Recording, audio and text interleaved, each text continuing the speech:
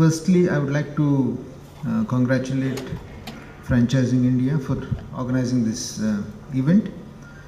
I think they brought out a very good magazine and a very good report giving the state of the industry, particularly in North India. I think it's going to be unveiled during the course of the day.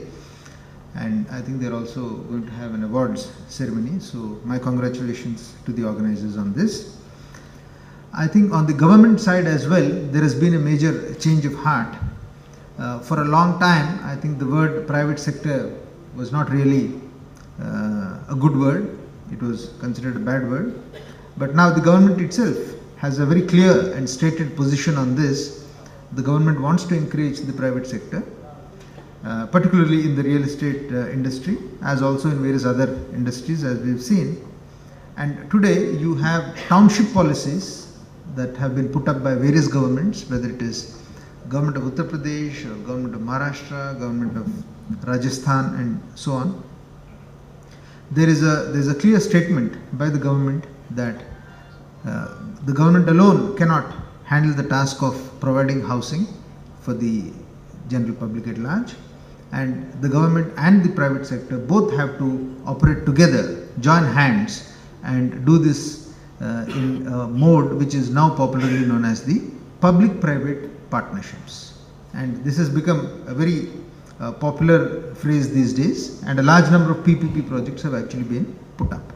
The question of housing for the rich, housing for the great Indian middle class is of course very central to the debate, and quite often the industry is blamed that you are most of the time catering to the upper segments of the society. You are not really doing much for the middle income or for the low income.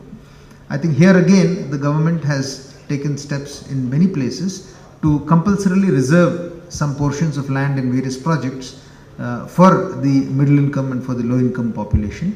If you look at the Rajasthan example, for instance, they have as many as 5 different models for public-private partnerships in various kinds of situations. One is where the government permits you to purchase raw land on your own, put up the projects together, and then there's a different formula for reservations there. The other is a situation where the government itself gives you service developed land and then permits you to put up your projects, and so on and so forth.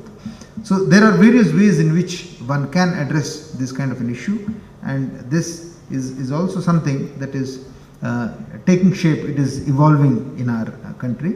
Today, Indian cities are facing a huge wave of suburbanization. All over any of the big cities that we look at, all our projects are actually located on the periphery of all our metropolitan cities.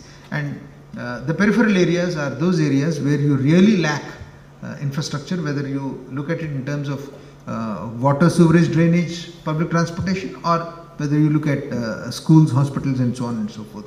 So how do you play this role as a lobbyist with the government and ensure that the government provides all these on time so that you get the benefit of the investments that you're making? That is extremely important.